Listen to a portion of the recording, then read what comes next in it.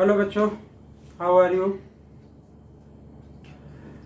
हम बात कर रहे थे इससे पहले वाली वीडियो में लीनियर इनइक्वालिटी की, और जिसमें हम आपको करा रहे थे एक्सरसाइज 6.1।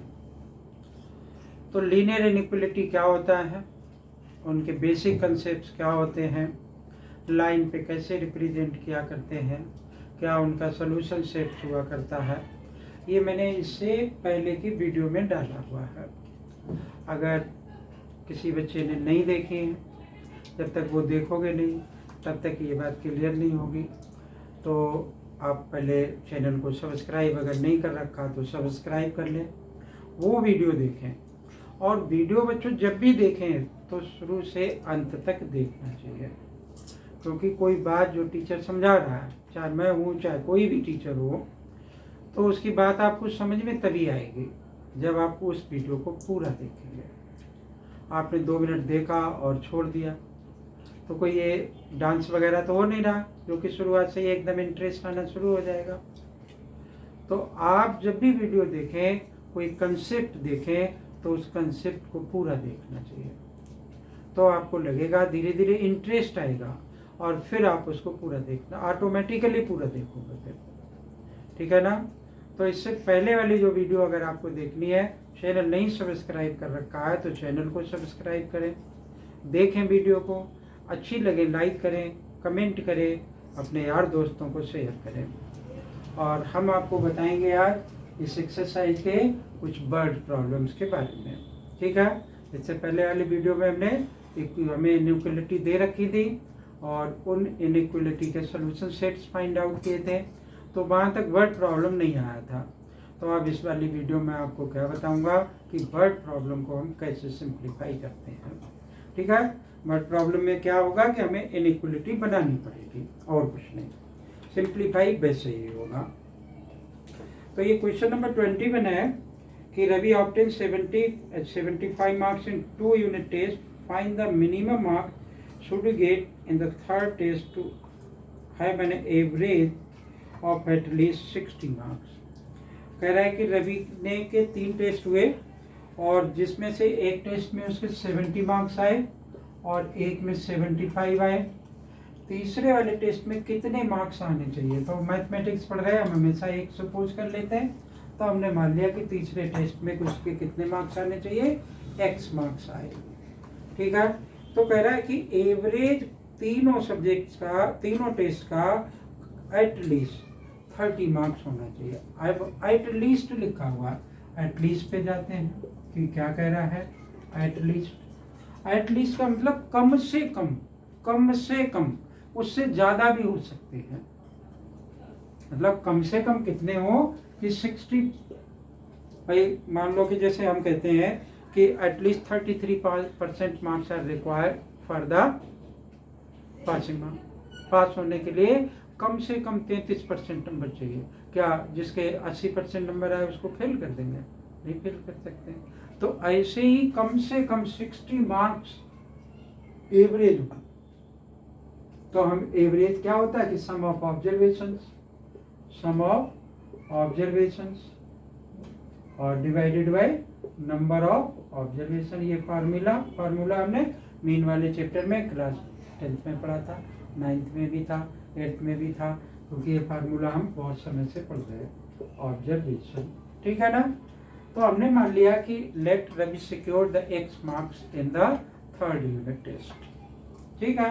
तो हमारे अकॉर्डिंग टू क्वेश्चन क्या बनेगा भाई कि अकॉर्डिंग टू क्वेश्चन कि एवरेज मार्क्स यानी 70, 75 प्लस x, 30 यूनिट टेस्ट थे इसलिए 3 से डिवाइड कर दिया। एटलीस्ट 60 मतलब मैंने ये साइन क्यों लगाया कि इस x की वैल्यू इस 60 से ज़्यादा पे भी जा सकती है। मतलब 60 एवरेज होना ही चाहिए, उससे ज़्यादा भी एवरेज हो सकता है। तो मैंने इसलिए इसका ग्रेटर देन और इक्वल टू क्यों लगाया कि 60 भी हो सकता है। तो अब ये एक सिंपल सी इनइक्वालिटी बन गई, जिसको हम आसानी से क्या कर सकते हैं, ये सिंप्लीफाई कर सकते हैं। 70 75 प्लस कर दिया 5 हो गया, और 7 7 14 प्लस का x is greater than 80। x is greater than and equal to क्या हो जाएगा 180 माइनस 145। ऐसे हम सिंप्लीफाई कर सकते हैं इसको। अदरवाइज मैं इधर 145 माइनस करता, इधर भी 140 माइनस करता, तो इधर वाला कैंसिल हो जाता और ये इधर आ जाता। ये बात हम तभी ज़्यादा समझाते हैं कि जब यहाँ पर माइनस का 100 और माइनस से किसी नंबर को हमने मल्टीप्लाई या फिर डिवाइड किया, तभी इसका साइन रिवर्स किया करते हैं। अब क्या आंसर आया, x इज ग्रेटर देन, इससे हमने माइनस किया, कितना आएगा भाई 35 आया। तो रवि के जो थर्ड यूनिट टेस्ट है उसमें 35 मार्क्स तो आने ही चाहिए, 35 से भी अगर ज़्यादा आ जाएंगे then there is no problem. Okay, तो हमारा आंसर क्या होगा कि Ravi must secure 35 marks or more then 35 marks. ठीक है, तो ये क्वेश्चन था, ये watch the video and copy it. उम्मीद है आपको समझ में आया होगा। बात करते हैं नेक्स्ट वाले क्वेश्चन की।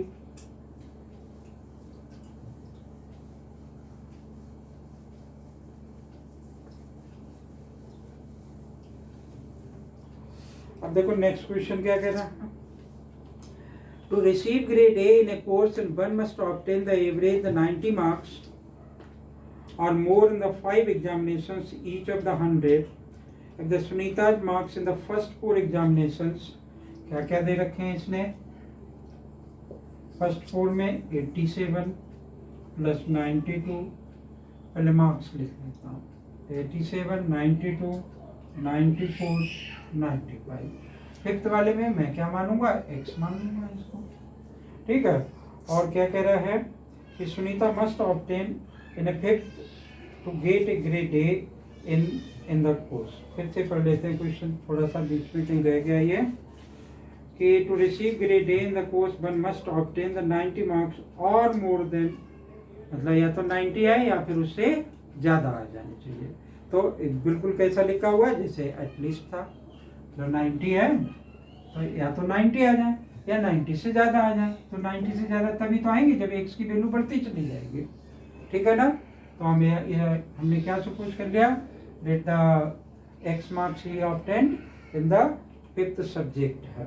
ठीक है, तो 5वें सब्जेक्ट में उसके x मार्क्स आए, तो फिर यही फार्मूला लगा देंगे, 87 plus 92 according to question, plus 94 plus 95 plus का x, कितने सब्जेक्ट हैं ये, 1 2 3 4 5, 5 से डिवाइड कर दिया, 90 आ गए। ठीक है, जैसे हम सिंप्लीफाई करते रहे वैसे ही इसको इनको ऐड कर देंगे, 5 से इसको मल्टीप्लाई कर देंगे, सीधा सा लिख लेते हैं भाई, इनको प्लस करना पड़ेगा, 87 प्लस 92 प्लस 94 प्लस 95 प्लस का 1 इज ग्रेटर देन 5 9 जा 45। अब तो ये सिंपल सी बन गई, इनको प्लस करके इस साइड ला करके माइनस कर देंगे, x की वैल्यू आ जाएगी। ठीक है ना, तो आगे आप खुद कर लेंगे इसको। Pause the video and copy it, then come to the next question, question number 23.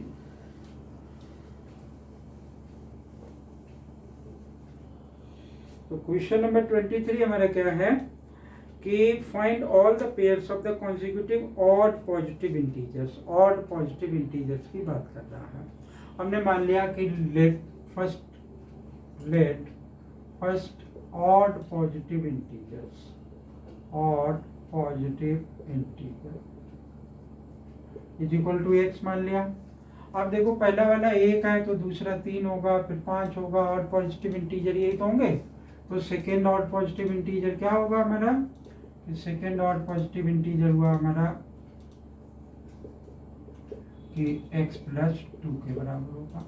ठीक है, अभी हमारे क्वेश्चन में क्या कह रहा है ये बात भी देख ले। Find all the pairs of the consecutive odd positive integers, both of which are smaller than 10, मतलब x is less than 10 और x plus 2 भी 10 से छोटा होना चाहिए। यहाँ इक्वल का साइन नहीं आएगा क्योंकि इसने नहीं कहा हमसे कि लेस देन और इक्वल टू 10। ठीक है, तो ये वाला साइन हमने लगाया। अब और आगे ये क्या कह रहा है, and their sum is more than 11, मतलब इन दोनों का सम 11 से ज़्यादा है। तो अकॉर्डिंग टू क्वेश्चन में कि हम क्या लिख सकते हैं, x और x प्लस 2, तो इनका सम 11 से ज़्यादा है, तो मैंने यहाँ पर 11 लिख लिया, 11 ही लिखा हुआ है, हाँ मोर देन 11। ठीक है, इसको सिंप्लीफाई कर दें, 2x plus 2 is greater then 11, 2x is greater then 11 minus 2, 2x is greater then 9 हो गया, x इज ग्रेटर देन 9/2। और पॉजिटिव इंटीजर की ये बात कर रहा है, ठीक है ना। तो ये इंटीजर तो आया नहीं, या तो 4 इंटीजर होगा या फिर 5 इंटीजर होगा, ठीक है ना। लेकिन x की वैल्यू 9/2 मतलब 4.5, इससे बड़ी होनी चाहिए। तो जो छोटा वाला इंटीजर होगा यानी x की जो वैल्यू मैं मानूंगा वो 5 मानूंगा, तो दूसरा वाला पेयर क्या आ जाएगा भाई, इसमें यहाँ पे x वैल्यू 5 डाली तो दूसरा वाला 7 हो गया। तो एक तो ये पेयर हो गया। अब देखो ये हमसे क्या कह रहा है कि x दोनों केसेस में कैसा होना चाहिए, 10 से छोटा होना चाहिए। तो 5 और 7 दोनों 10 से छोटे हैं। दूसरा ऑप्शन क्या हो सकता है भाई कि 7 हो सकता है, 9 हो सकता है, ठीक है। तो दोनों का सम 7 और 9 भाई, 7 भी 10 से छोटा और 9 भी 10 से छोटा है, तो ये भी आंसर हो सकता है। फिर अब और 7 और 9 दोनों का सम कितना हो जाएगा 16, तो वो किससे बड़ा है 11 से बड़ा है। और आगे की तरफ देख जाते हैं, 9 और 11 हो गया। अब यहाँ कह रहा है x इज लेस देन 10 और x plus 2 is also less than, तो ये तो ठीक है, लेकिन ये इस कंडीशन को सेटिस्फाई नहीं कर रहा है। तो जब सेटिस्फाई नहीं कर रहा है तो ये ऑप्शन नहीं होगा और हमारे ये दो पेयर क्या होंगे सोल्यूशन सेट में हो जाएंगे, ठीक है ना। समझ में आया होगा। For the video and copy it, then come to the next question.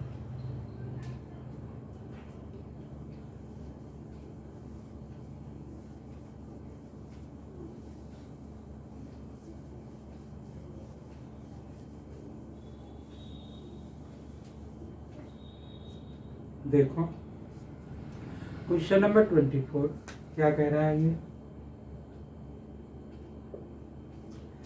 ये कह रहा है find all the pairs of the consecutive even positive integer. जैसे ऊपर वाले क्वेश्चन में ऑड पॉजिटिव इंटीजर था, ऐसे इसमें even positive integer both are which are larger than 5, मतलब दोनों नंबर्स 5 से हम, तो हमारा पहला इवन पॉजिटिव इंटीजर फर्स्ट क्या हो गया, let first even positive integer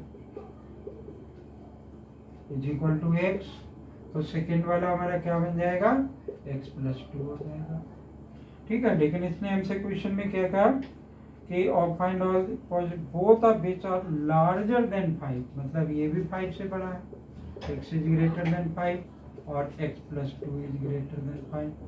और आगे क्या कह रहा है, there sum is less than 23, लेकिन उनका सम जो है वो 23 से छोटा है। तो मैंने अकॉर्डिंग टू क्वेश्चन सम लिखा x plus 2 is less than 23, less than ही 23 है, सम इज लेस देन 23।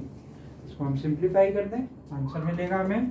तो क्या आ गया 2x is less than 23 minus का 2, 2x is less then 21, x is less then और 21 डिवाइडेड बाई क्या आ जाएगा भाई 10.5 आ जाएगा ना, 10.5 आएगा। लेकिन ये हमसे इंटीजर की बात कर रहा है बच्चों, और इंटीजर कैसा होना चाहिए, x की वैल्यू 5 से बड़ी होनी चाहिए, ठीक है।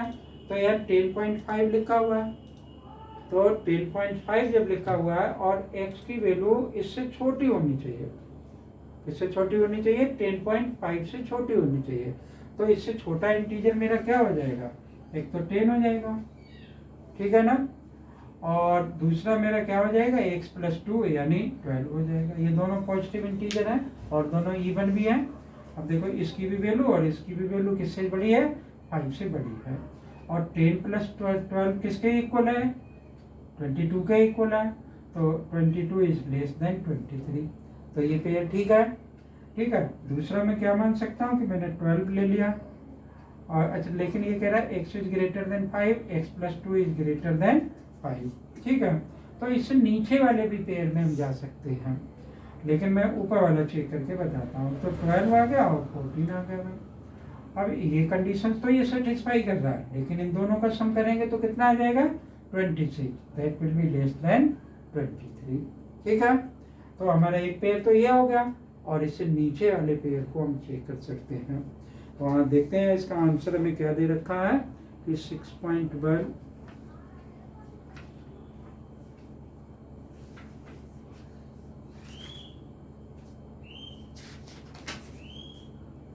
क्वेश्चन नंबर हमारा है 24। तो ये 10 और 12 एक ऑप्शन दे रखा और इससे छोटे वाले 2 ऑप्शन दे रखे हैं। ऑप्शन वही होंगे जब जैसे 5 से नीचे नहीं जाना चाहिए, ठीक है ना। x की वैल्यू 5 से तो 6 तक जाएगी। तो ये क्वेश्चन था।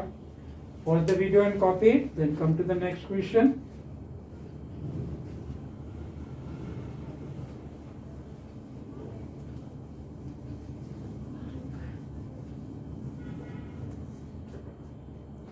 क्या कह रहा है ये next question? The longest side of a triangle is 3 times the shortest side.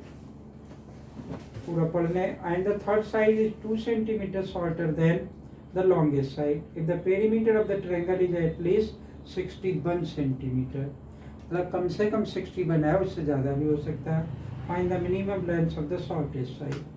चलो भाई, एक हमने ट्रायंगल बना लिया। कैसा भी बना सकते हैं, कोई इसने ये नहीं कहा कि राइट एंगल ट्रायंगल। अगर आप चाहो तो राइट एंगल ट्रायंगल भी बना सकते हो। मान लिया कि हमने एक ऐसा ट्रायंगल बना लिया, कोई सी भी लॉन्गेस्ट मान लें। इसमें हमें ये लॉन्गेस्ट दिख रही, तो हम शुरुआत करते हैं शॉर्टेस्ट से। तो इसने कहा कि the longest side of a triangle is 3 times the shortest side. तो हमने मान लिया कि let shortest side x centimetre मान ली, और इसको मैंने शॉर्टेस्ट मान लिया x। और क्या कह रहा है कि longest side is 3 times the shortest side.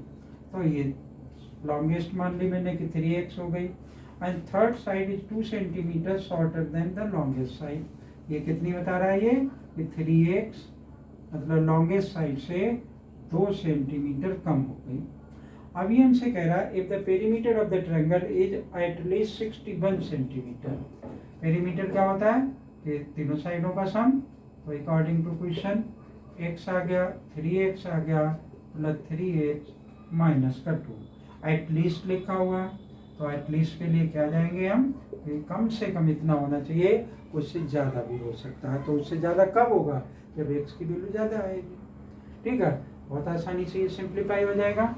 4x और 4 3 7x, ये -2 इधर आया तो प्लस का हो गया भाई। ठीक है, 7x हुआ। ठीक है, तो कितना बन गया ये 63। x इज ग्रेटर देन, और 63 डिवाइडेड बाई 7 तो 9, मतलब x की वैल्यू 9 या 9 से ज़्यादा होनी चाहिए। तो शॉर्टेस्ट साइड मेरी कितनी हो जाएगी 9, ये कितनी हो जाएगी 27। इस तरीके से वैल्यू पुट कर देंगे, इसमें आंसर मिल जाएगा आपको। ठीक है ना। एक क्वेश्चन और रहता है वो भी कर देते हैं। Watch the video and copy it.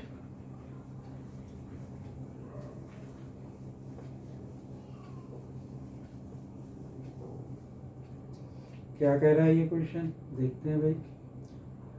Question number है ये 26। लिखा हुआ है a man wants to cut a 3 lengths from a triangle, pieces of a board of length 91 centimeter। मान लिया कि एक ये 91 है इसकी लेंथ। ठीक है, a single piece of a board of length 91 centimeter। The second length is 2 centimeter longer than the shortest। तो पहले वाले को हमने क्या मान लिया, x मान लिया, और आगे पढ़ते जाए। And third length is twice as long as the shortest. अच्छा, दूसरा एक cut 3 pieces from a single piece. The second, तो पहले x हो गई, second is 3 centimeter longest, 3 centimeter longer than the shortest। ठीक है भाई, तो x प्लस 3 हो गई दूसरी वाली। और तीसरे में क्या कह रहा है, third length is twice the shortest, तो 2x हो गई। ये 3 लेंथ्स हो गई। अभी और भी आगे क्वेश्चन में, what are the possible length of the shortest board if the third piece is to be at least 5 centimeter longer than the second piece. तो क्या बन जाएगा भाई, ये हमसे क्या कह रहा है कि 3, अच्छा पेरीमीटर है हमारे अकॉर्डिंग टू क्वेश्चन में क्या बन गया ये कि पेरीमीटर की बात कर रहा है, तो x प्लस 3 और प्लस का 2x और क्या लिखा है, what is the possible length of the shortage for the third piece is to the at least 5 centimetre longer than the second. तो एक कंडीशन तो हमारे साथ में ये बन गई, और दूसरी जो नीचे वाली लाइन में लिखा हुआ है, if the third piece is to be at least 5 centimetre longer than the, तो थर्ड वाले से कौन सा, सेकेंड वाला। तो ये कंडीशन मुझे ये दे रखा प्लस का 5। ठीक है, इनको आप आसानी से सिंप्लीफाई कर ही सकते हैं, क्योंकि हमने पूरे एक्सरसाइज में कितने क्वेश्चन थे, 26 क्वेश्चन थे। तो सारे एक्स की वैल्यू सभी में निकाली, आसानी से निकाली जा सकती हैं इनकी एक्स की वैल्यू, आंसर आ जाएगा। ठीक है, अगर दिक्कत नहीं होनी चाहिए, एक्स हो गया, एक्स हो गया, 4x हो गया, फिर इस साइड आ जाएगा, वैल्यू आ जाएगी, ये इस साइड आ जाएगा, इसकी भी वैल्यू आ जाएगी। ठीक है ना, तो ये बात समझ में आई होगी। और ये थी एक्सरसाइज। इसके आगे जो चैप्टर होगा वो ग्राफिकल टॉपिक होगा। वो क्या होगा, उसमें हम ग्राफ बनाएंगे और ग्राफ के थ्रू आप सोल्यूशन सेट फाइंड आउट करेंगे। ठीक है, बहुत अच्छा सा चैप्टर है, और इसका यूज क्लास 12th में भी है। कहाँ है, क्लास 12th में भी इसका यूज, वहाँ पर भी हमें इनइक्वलिटी बनाना पड़ेगी। ठीक है, तो उम्मीद है कि ये वीडियो आपको अच्छी लगेगी, और अच्छी लगे तो आप इसको लाइक करें, कमेंट करें, शेयर करें। थैंक यू, जय हिंद।